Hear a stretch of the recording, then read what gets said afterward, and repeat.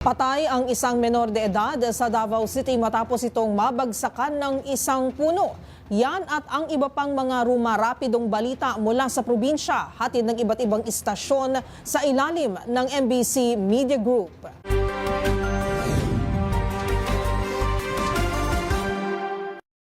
Patay ang isang menor de edad na lalaki matapos mabagsakan ng isang malaking punong ipinipil sa sitio Kawayan, Lower B, Barangay Tamugan, Marilog District, Davao City. Ayon sa report ng kapulisan, nakatanggap ng tawag ang Marilog Police Station bandang alas 12:20 ng tanghali mula sa Barangay Tamugan Disaster Risk Reduction and Management Council o BDRRMC. Kaugnay ng insidente, agad na responde ang mga otoridad sa lugar at nadatnan na naiahon na namatauhan ng BDRRMC ang biktima mula sa ilalim ng natumbang puno. Batay sa pahayag ng tiyuhin ng biktima, magkasama ang bata at ang kanyang kapatid sa isang lugar malapit sa kanilang bahay nang biglang bumagsak ang malaking puno ng ipinipil. Pinaniwala ang sanhi ng walang tigil na pagulan at malakas na bugso ng hangin ang pagkatumba ng puno. Dahil sa matinding pinsalang tinamo sa katawan, diniklarang dead on the spot ang biktima. Kaagad namang dinala ang kanyang labi sa isang lokal na punerarya sa Kalinan, Davao City. Para sa MBC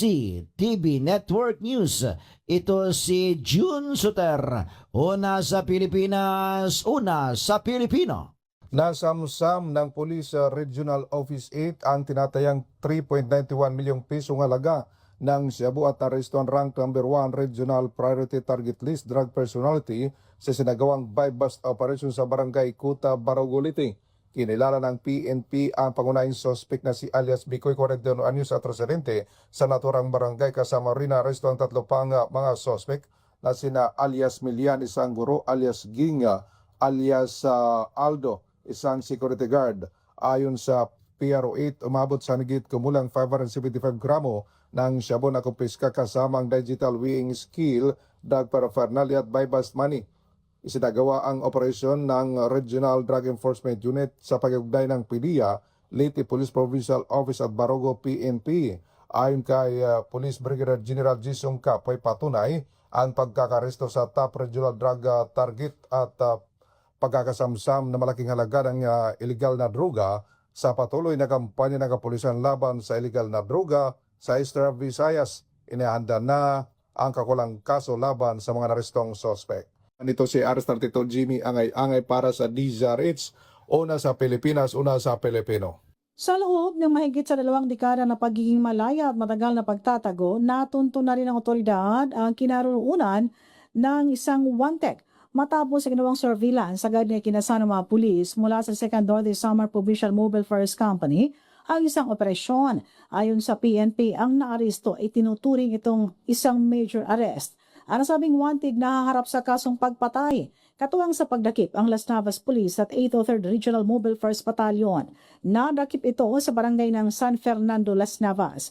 Ayon sa ulat ng PNP, ang naaresto ay isang 43 taong gulang, isa itong magsasaka at residente na naturang lugar ng Las Navas. Hawak ng otoridad ang warrant of arrest dahil sa kasong murder o pagpatay na ibinaba mula naman sa Municipal Circuit Trial Court, Judicial Region Catubig, Northern Samar noong pang June 19 taong 2005 at walang inilagak na piyansa ang korte para sa pansamantalang kalayaan nitong akusado. Dinala ito sa Las Navas sa Municipal Police Station itong wanted para sa tamang disposisyon. Samantala, tiniyak naman ng PNP na madadakip ang mga nahaharap sa criminal charges dito sa lalawigan. Mula sa MBC TV Network News, RH34 Jane Galit Pantayan ng DZRH, una sa Pilipinas, una sa Pilipino. Nakatanggap ng kagamitang pangkabuhayan ang 70 mangisda sa bayan ng Limay, Bataan, matapos mamahagi ang Bureau of Fisheries and Aquatic Resources BIPAR sa pakikipagtulungan ng Office of the Municipal Agriculturist OMA Limay ng 50 gillnet at 40 bottom lines nitong Hunyo 16, 2026 kahapon.